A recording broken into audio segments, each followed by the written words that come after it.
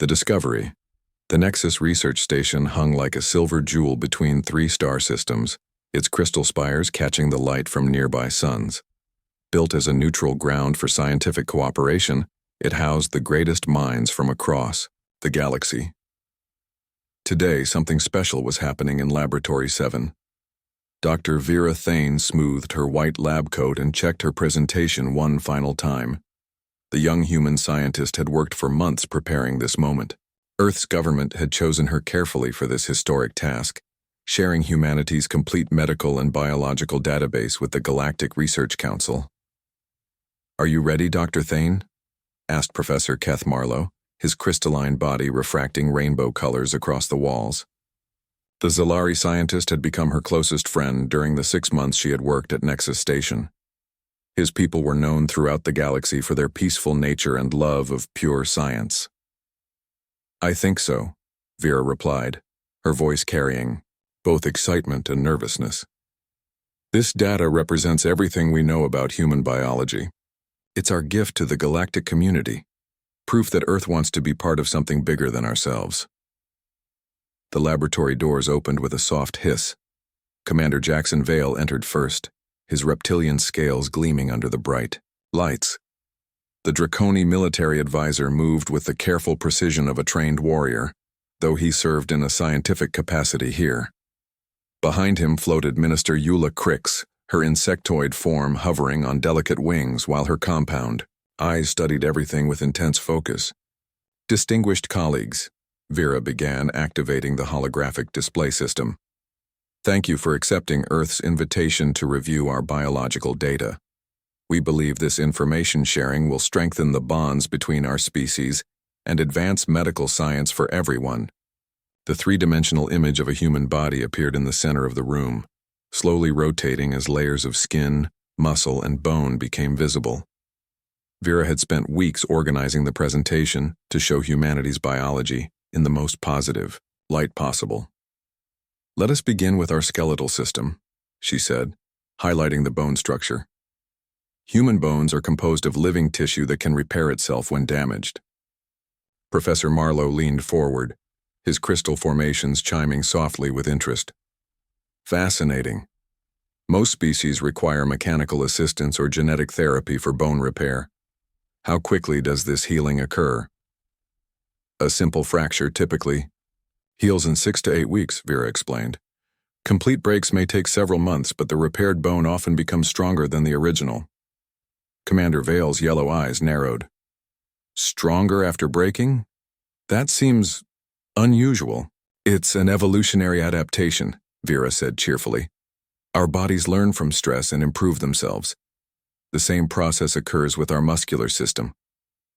The display changed to show human muscle fibers. Vera explained how human muscles grew stronger when challenged, how they could adapt to different types of work, and how they could function even when partially damaged. Minister Crix's wings buzzed quietly. "Dr. Thane, these adaptation rates are remarkable. Most species require generations to develop such changes. You're describing alterations that occur within individual lifespans." "That's correct," Vera nodded. "Human bodies are designed for adaptation. We can adjust to different climates, altitudes, and physical demands relatively quickly." She moved to the cardiovascular system, showing how human hearts could increase their efficiency through training, how blood could carry more oxygen when needed, and how the circulatory system could reroute around damaged areas. "This redundancy is impressive," Professor Marlowe observed, though his tone had become more serious. "Your species seems built for survival in hostile conditions." "Well, Earth isn't exactly what you'd call a gentle planet," Vera laughed. "We've had to adapt to survive everything from ice ages to volcanic eruptions, predators to diseases. Natural selection favored the survivors." Commander Vale moved closer to the display. "Show us your pain response system." Vera brought up the nervous system data. "Human pain serves as a warning system, but we've also evolved remarkable tolerance levels. We can continue functioning even with significant discomfort." The data showed pain thresholds that made the alien scientists exchange worried glances. Humans could endure levels of trauma that would incapacitate most galactic species. More disturbing was the documentation of how human performance actually improved under certain stress conditions. This section describes combat stress response, Minister Crick said, reading from her tablet. It says human bodies produce chemicals that increase strength, speed, and pain tolerance when threatened. The adrenaline response, Vera confirmed. It's an ancient survival mechanism. When humans face danger, our bodies flood with hormones that make us temporarily superhuman. Heart rate increases, reaction time improves, and pain sensitivity decreases. Temporarily superhuman, Commander Vale repeated slowly. Please elaborate. Vera called up case studies from Earth's medical archives. Here's a documented case of a mother lifting a vehicle to save her trapped child. The weight was far beyond normal human capability, but adrenaline allowed her to perform this feat. There are thousands of similar examples. The room had grown very quiet. Professor Marlowe's crystalline form had stopped its usual gentle chiming. Commander Vale stood perfectly still, his predator instincts analyzing every word. Minister Crick's compound eyes reflected the data displays as she rapidly processed the information. Let's move to environmental adaptation, Vera continued, unaware of the growing tension. Humans can survive in a remarkable range of conditions. The display showed Earth's climate zones, from Arctic tundra to scorching deserts, from high mountain peaks to deep ocean trenches. In each environment, humans had not just survived but thrived. Your planet's gravity is 1.3 times galactic standard, Professor Marlowe noted. Most species would require mechanical assistance to function in such conditions. We barely notice it, Vera shrugged. And we can adapt to even higher gravity with time. Some of our astronauts train in 2G environments. Your atmospheric composition is also unusual, Minister Crick added. 21% oxygen would be toxic to most species. Really? Vera seemed genuinely surprised. We always thought our air was pretty normal, though I suppose everything seems normal when it's all you've ever known. Commander Vale studied the geological data. Your planet experiences regular natural disasters, earthquakes, volcanic eruptions, massive storms, periodic ice ages.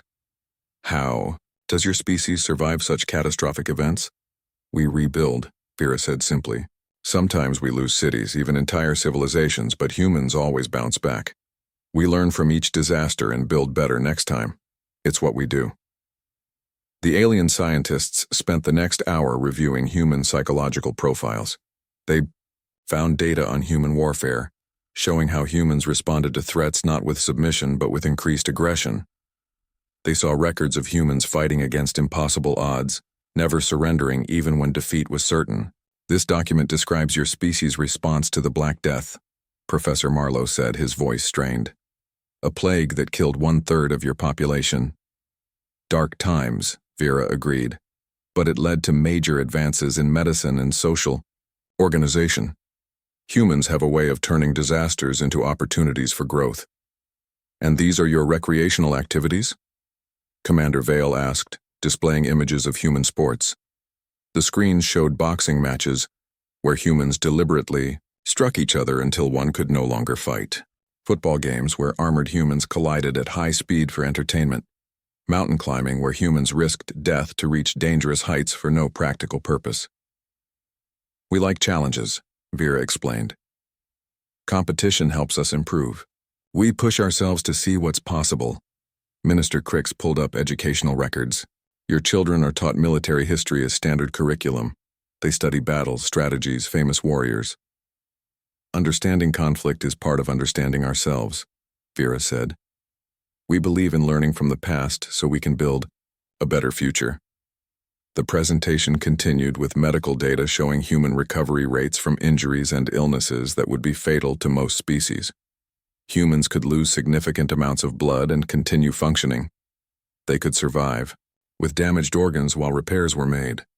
They could fight off infections that killed other forms of life. Dr. Thane, Professor Marlowe said carefully, your species appears to be remarkably resilient. Thank you, Vera beamed. We're quite proud of human toughness. It served us well as we've reached for the stars. Indeed, Commander Vale murmured. "Tell me, how do humans typically respond when they perceive a threat to their survival?"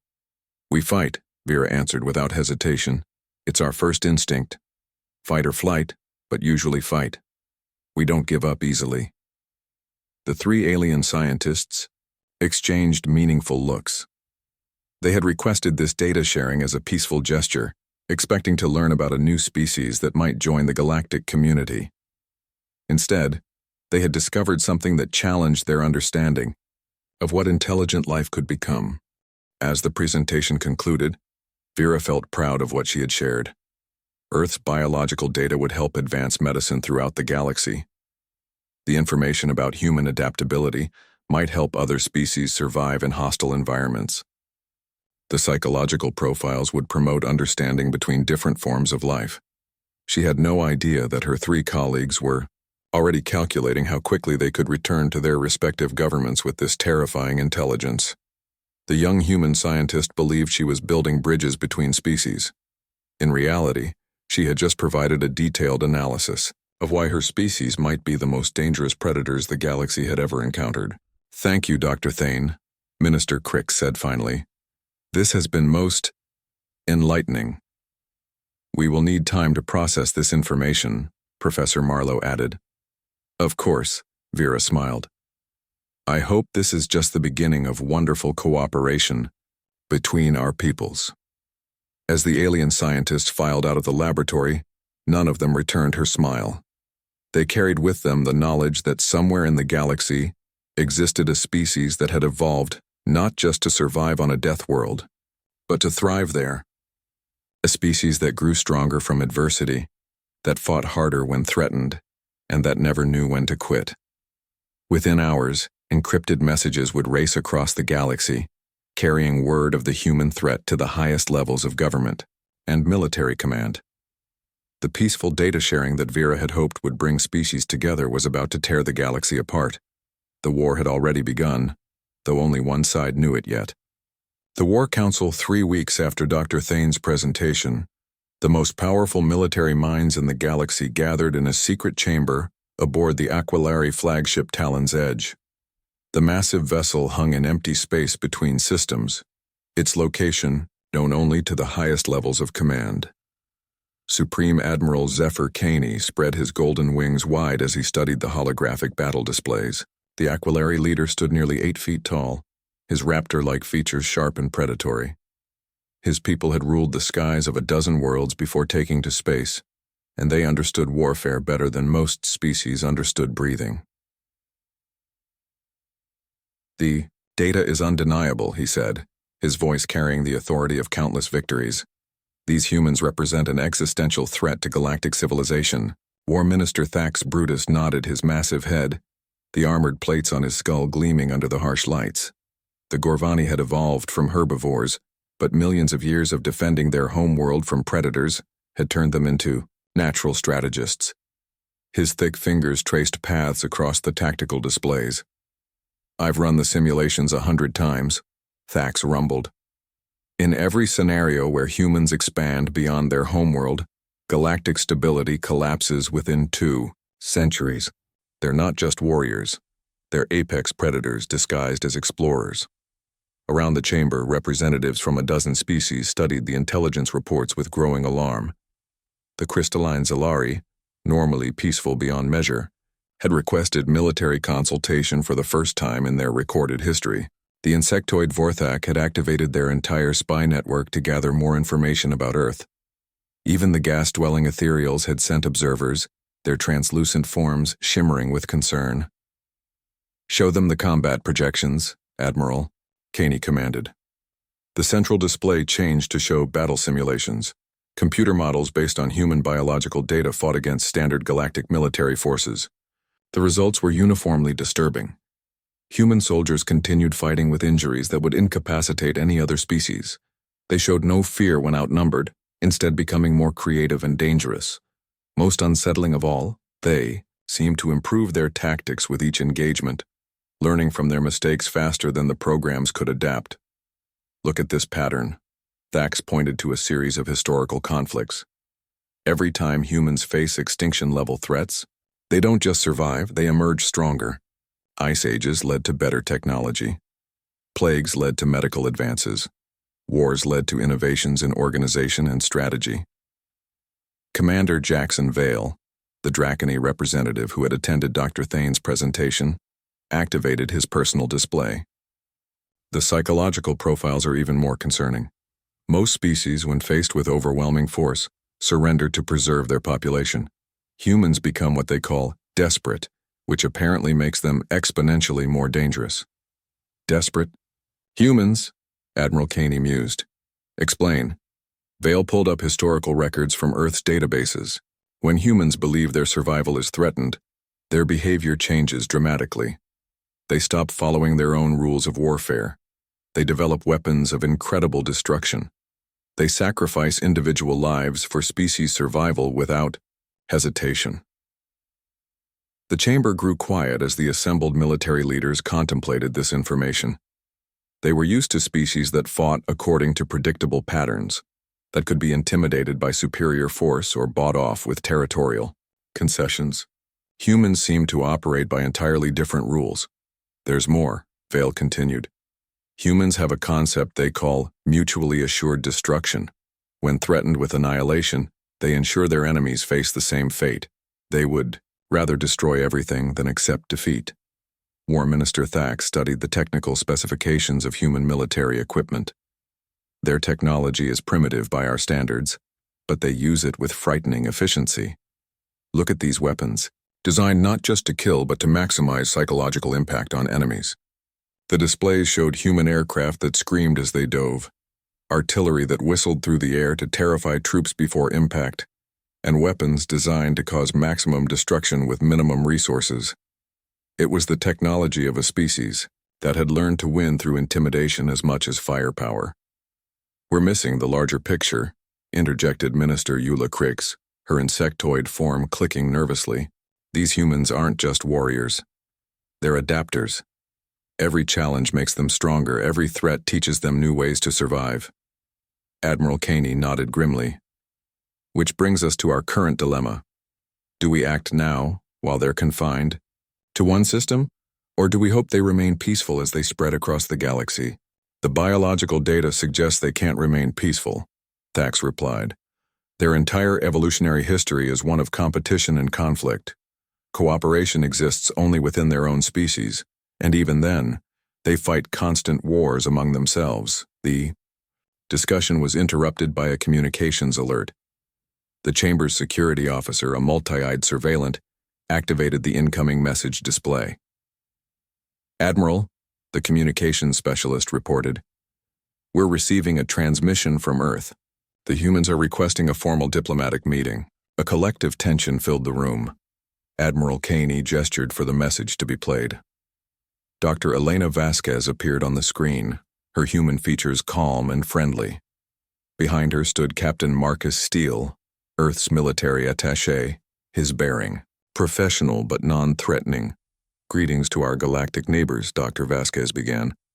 I am Dr. Elena Vasquez, Earth's chief diplomatic representative. We have been honored by the positive response to Dr. Thane's scientific presentation and would like to propose a formal summit to discuss humanity's place in the galactic community. Captain Steele stepped forward. Earth offers complete transparency in all our dealings. We're prepared to share our military capabilities, territorial ambitions, and long-term goals with any interested parties. We believe that openness leads to trust, and trust leads to lasting peace. The message continued with details about proposed meeting locations, security arrangements, and diplomatic protocols. The humans seemed genuinely eager to establish friendly relations with their galactic neighbors. When the transmission ended, the War Council sat in stunned silence. They're offering to reveal their military capabilities, Thax said slowly. No species does that unless they're incredibly naive or supremely confident. Or it's a trap, suggested Vale. Perhaps they know we're concerned about their potential threat and are trying to lull us into complacency. Admiral Caney studied the human faces from the transmission recording. I see no deception in their expressions. They appear genuinely committed to peaceful contact, which makes them even more dangerous, Minister Crix observed. A species that can be this destructive while believing itself peaceful is the worst possible threat. They'll spread across the galaxy thinking they're bringing civilization, never realizing they're carrying warfare in their very genes. The debate continued for hours. Some argued for giving humans a chance to prove their peaceful intentions. Others insisted that the biological evidence was clear. Humans were natural-born killers who would inevitably destabilize the galactic order. Finally, Admiral Caney called for silence. "We face an unprecedented decision," he said. "Never before has the Council encountered a species with such destructive potential coupled with expansionist capabilities. The question is not whether humans will eventually threaten galactic stability. The data proves they will. The question is whether we act proactively or wait for the inevitable." War Minister Thax stood, his armored form imposing in the chamber's dim light.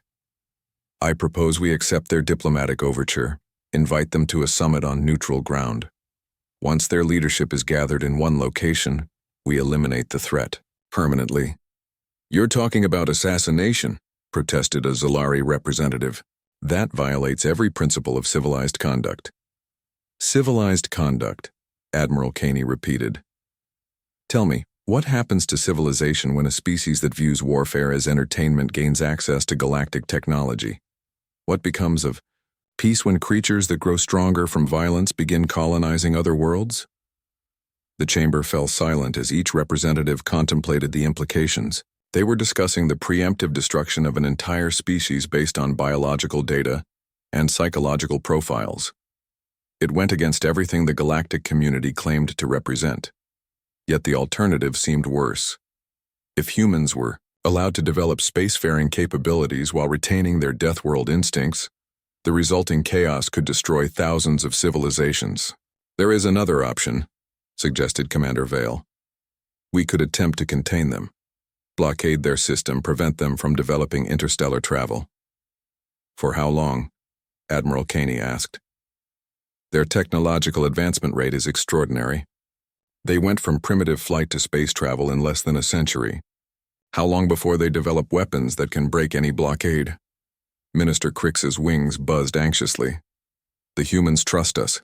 Dr. Thane shared their most sensitive biological data without reservation. Dr. Vasquez is offering complete military transparency. They're acting as if we're already allies." "Which provides us with the perfect opportunity," Thax replied coldly. "They'll come to the summit expecting friendship and cooperation. They won't be prepared for betrayal." Admiral Caney walked to the chamber's observation window, staring out at the stars. Somewhere in that vast darkness, humanity was preparing for what they hoped would be their introduction to galactic civilization. They had no idea that their new neighbors were debating their extinction. "The decision cannot be ours alone," he said finally. "This action will define the galactic community for millennia to come. We must present our findings to the full council." Within days, the evidence against humanity reached the highest levels of every major galactic government. The response was swift and unanimous. Humanity represented a clear and present danger to galactic peace. They would be invited to a summit on Kepler Station, a remote diplomatic facility built specifically for sensitive negotiations. What the humans didn't know was that Kepler Station was surrounded by the largest military fleet ever assembled in galactic history. The moment human leadership arrived, the station would be destroyed, taking Earth's diplomatic and military command structure with it. Follow-up strikes would eliminate Earth's major population centers before humans could mount an effective response. It was a plan born of fear and executed with military precision. The galaxy's most powerful species had decided that humanity was too dangerous to be allowed to survive. They had made one critical error in their calculations, however. They assumed that eliminating human leadership would cripple humanity's ability to fight back. They didn't understand that humans had spent their entire evolutionary history fighting without central command, adapting to impossible odds, and turning disasters into opportunities for growth. The Galactic Council was about to learn why Earth was classified as a death world. They were about to discover what happened when you threatened a species that had spent millions of years turning extinction events into evolutionary advantages. The humans were coming to Kepler Station expecting to make friends. Instead, they were walking into the opening battle of the largest war the galaxy had ever seen, and for the first time in their military careers, the galaxy's greatest strategists were about to face an enemy that grew stronger from adversity, fought harder when outnumbered, and never knew when to quit. The age of human expansion was about to begin, whether the galaxy was ready or not.